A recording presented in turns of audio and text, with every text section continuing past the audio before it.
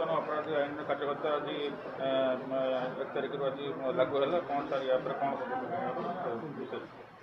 देखो आज भारत पर एक ऐतिहासिक दिन कहले अत्युक्ति हम ना कहीं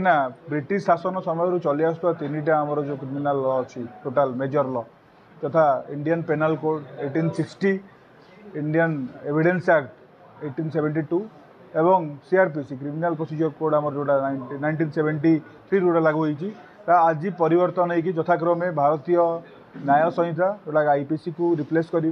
भारतीय नागरिक सुरक्षा संहिता जोटा सीआरपीसी को रिप्लेस कर भारतीय साक्ष्य अधिनियम जोटा इंडियन एविडेंस एक्ट को जोटा रिप्लेस कर आज कार्यकारी होती तो ये जो नूतन लॉ जोटा कि पार्लियामेंट रे पास होगी आईन भाव में परिणत होती इंडियन गैजेट रे परिप्रकाश पाई आज कार्यकारी हो देश सारा तो आज आईपीसी बदल जो भी केस हम भारतीय न्याय संहितार सेक्शन हिसाब से केस हम तो जमीक 511 सेक्शन था आईपीसी कमी 358 सेक्शन हो जाए यही जो नुआ लॉ रे आमर जनसाधारण सुविधा बहुत सारा जिनिस करपरिक आम जिओ एफआईआर कर सर्च सीजर गुड़ा समस्त मोबाइल रेकर्ड हम जोटा कि मैजिस्ट्रेट पाक जीव एवं चाइल्ड एवं वोमेन जो स्वतंत्र रही विभिन्न सुविधा तो यही जो नुआ आईन कार्यकारी यही दिगरे आमर टाउन थाना आज गोटे सचेतन शिविर कर एसपी भद्रक सार जोगदे एवं टाउन थाना आईआईसी समस्त स्टाफ उपस्थित थे तो आम मैंने आशा कर जो नुआ आईन निहाती भाव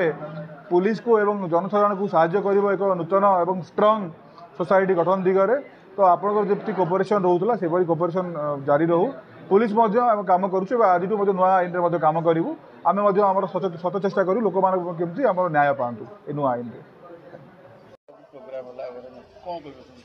देखंतु ये होची जो आज जो भारत वर्ष रे एक ऐतिहासिक दिन जे ब्रिटिश अमल जो आईन थिला एवं आईन रो जो परिवर्तन हैला जो टाउन थाना रे आज प्रथम अवेयरनेस करागला भद्रक एसपी महोदय भद्रक सिटी डीएसपी टाउन थाना आईआईसी एवं भद्रक बहुत बुद्धिजीवी बहुत गणमाध्यम सांबादिक बंधु मान को डाकी एक अवेयरनेस प्रोग्राम थिला जो 3टी आईन रो परिवर्तन होती ए आईन विषय रे विशेष करी जनसाधारण को सचेतन हबार आवश्यकता अच्छी जो आज ये जो आईन परिवर्तन हैला जे जो 3टी जो भारतीय जो 3टी बही आसी आईन बही आसी ताको साधारण लोक पर पहुँचा ये जे पुलिस आ पब्लिक भितर डिफरेन्स रहिबो नहीं दूरता रहिबो नहीं पब्लिक टे जानी पारिबा दरकार अछि भारत सरकार ये आईन करिसेंती भारत वर्षर जने जनसाधारण जानिबा दरकार अछि आईन कौन अछि एवं पुलिस आ पब्लिक भितर जो दूरता अछि ताकू से दूरता को दूर करिकी पाखापाखि रखिया पई ये आईन जो आज जो अवेयरनेस प्रोग्राम थिला विशेष करी आमे भद्रक बुद्धिजीवी हिसाब रे आज मध्य एठी दाबी रखिचु जे भद्रक एक भाईचारार सहर एवं सेंसिटिव जगह जोटी भाईचारा को लेकिन भद्रक आज इतिहास तैयारी करिछि से भारत भद्रक रे